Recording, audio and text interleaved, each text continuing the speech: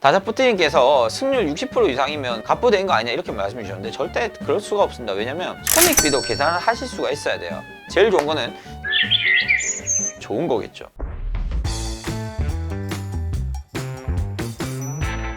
안녕하세요, 골든서퍼 임정멘트입니다. 여러분, 오늘도 해외 선물 질의응답 시간 갖도록 하겠습니다. 이번에도 정말 이제 좋은 질문들 많이 주셨더라고요. 그에 따른 답변 갖도록 할 테니까 영상 처음부터 끝까지 꼭 보시길 추천드리고요. 좋아요, 구독, 응원 댓글 꼭 부탁드리겠습니다. 자, 여러분, 첫 번째 질문입니다.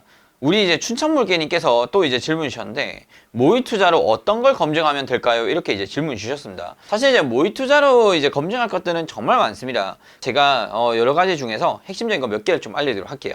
일단 첫 번째로 진입, 손절, 청산에 대한 기준을 한번 모의 투자로 실제적으로 테스트를 해보는 겁니다.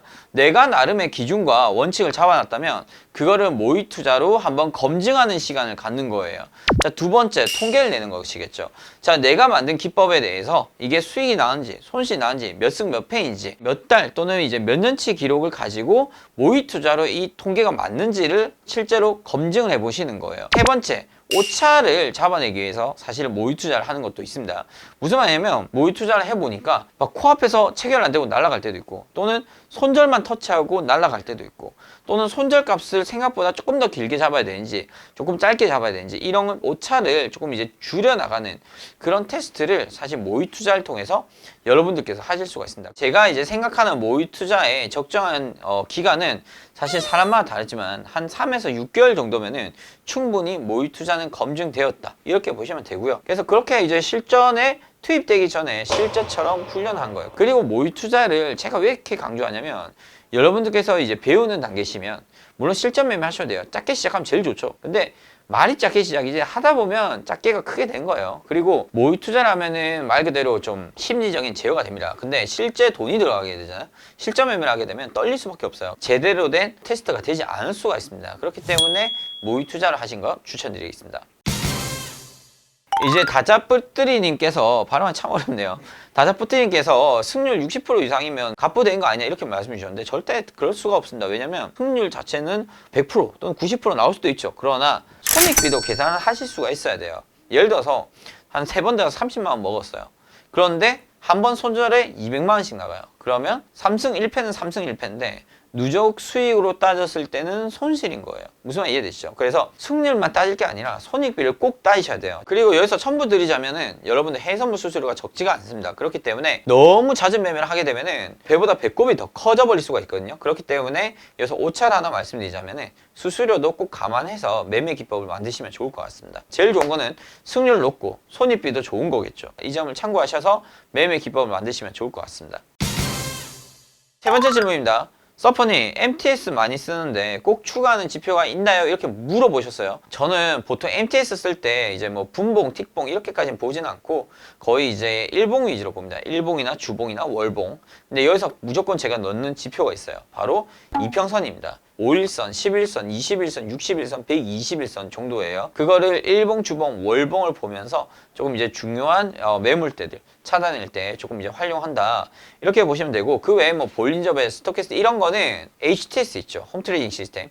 그거에만 쓰시고요. MTS 상에서는 최대한 간단하게 쓰신 거 추천드리겠습니다. 자, 네 번째 질문입니다. 추세 보는 방법이 있나요? 김인호님께서 이제 글을 남겨주셨는데, 추세를 어떻게 이제 보고 판단해야 되냐, 이 질문인 것 같습니다. 일단 뭐 되게 뭐 사람마다 기준이 다 다를 수 있는데, 뭐 쉽게 보면은 어제의 시가 또는 어제의 종가 또는 오늘의 시가, 뭐 오늘의 고가 저가 뭐 이런 것들 조금 참고해볼 만 할 수도 있겠죠. 근데 가장 많이 쓰는 것은 보통 이제 이평선입니다. 이평선 가장 많이 쓰고, 예를 들어서 뭐 22평이다. 뭐 12평이다. 21선과 11선보다 전반적으로 시세가 위에서 시작을 했어요. 그럼 전반적 매수 추세를 볼 수가 있고요. 21선과 11선보다 밑에서 시작을 했다. 그러면 매도 추세로 좀 해석을 할 수 있습니다. 이렇게 이평선을 활용하는 방법이 있고요. 두 번째는 이제 매물대를 활용을 해서 추세를 보는 방법인데, 예를 들어서 어제 종가보다 오늘 시가가 위에서 시작을 했다. 그러면 전반적으로 종가 깨지기 전까지 매수를 본다든지, 종가가 시가보다 위에 있다. 그러면 전반적으로 매도 위주로 본다든지, 이렇게 조금 이제 판단할 수가 있겠습니다. 그리고 골든서퍼 유튜브 채널에 보시면은 추세 매매 보는 방법, 이런 유튜브 영상들이 있습니다. 제가 이 링크를 올려드릴 테니까 꼭 시간 되실 때 보시고 추세 보는 방법에 대해서 하나씩 숙지해 가시면 좋을 것 같습니다. 자, 여러분 5번째 질문입니다. 장정환님께서 이제 글을 올려주셨는데 일봉이 그날의 시장 흐름인가요? 이렇게 이제 글을 남겨주셨어요. 일단 일봉은 그날의 시장의 흐름이긴 흐름이죠. 자, 근데 이제 여기서 중요한 것은 뭐 시장의 흐름이라는 게 올라가는 건지 내려가는 건지 뭐 이걸 좀 판단하기 위해서는 사실 이제 일봉을 보면서 그 밑에 이평선들을 보실 줄 아셔야 돼요. 예를 들어서 이평선이 이렇게 있는데 오늘 시가가 이평선들보다 위에서 제가 했다. 그러면 그 일봉이 양봉이든 음봉이든 간에 전반적으로 매수 추세로 볼 수가 있습니다. 현재 시세보다 이평선보다 아래쪽에서 움직인다. 그러면 전반적으로 매도 추세로 볼 수 있고 반등시 매도 쪽으로 좀 대응을 할 수가 있겠죠. 자, 그렇기 때문에 일봉을 보는 것은 그날의 추세를 좀 판단할 수도 있고요. 그날의 시세 흐름을 또 판단할 수도 있으니까 그 점 참고하시되 이평선만큼은 여러분들께서 꼭 파악을 하셔가지고 일봉이든 주봉이든 월봉이 놓고 매매를 해보시면 좋을 것 같습니다. 여러분, 오늘은 제가 여기까지 진행하도록 하고요. 추가적으로 또 궁금한 사항이 있으시면 댓글로 남기시면 제가 또 열심히 알아보고 답변 드리도록 하겠습니다. 이상 골든서퍼였습니다. 감사합니다.